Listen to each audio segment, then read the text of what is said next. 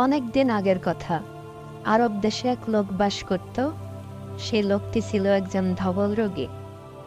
হঠাৎ করে একদিন তার সামনে ফেরেশতা এসে হাজির হলো আল্লাহর হুকুমে, এবং সে ধবল রোগীকে জিজ্ঞেস করল, তুমি কি পেলে এই মুহূর্তে সব থেকে বেশি খুশি হবে?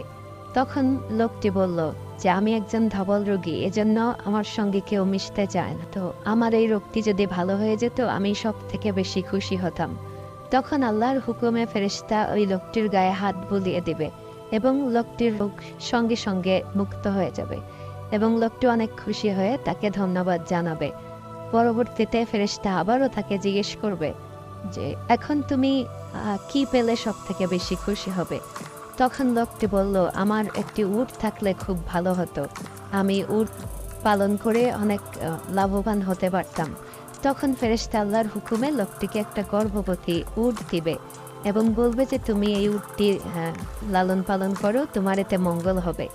তখন লোকটি খুব খুশি হয়ে ফেরেশতাকে বলবে যে আপনাকে অসংখ্য ধন্যবাদ, আপনার জন্যই আমি আজ সুস্থ হলাম এবং আপনার জন্যই আমি আজ একটু উটের মালিক হলাম।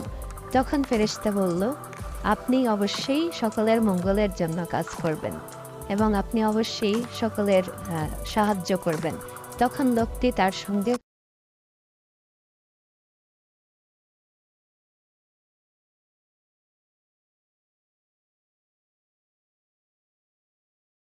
কথা মিলিয়ে পরবর্তীতে লোকটি বিদায় নিল এবং সে তখন উটটি লালন পালন শুরু করলো।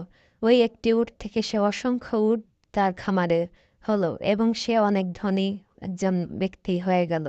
এবং পরবর্তীতে ফেরেশতা আবার তাকে পরীক্ষা করার জন্য কোনো এক সময় আসলো এবং ফেরেশতাটি তখন মানুষ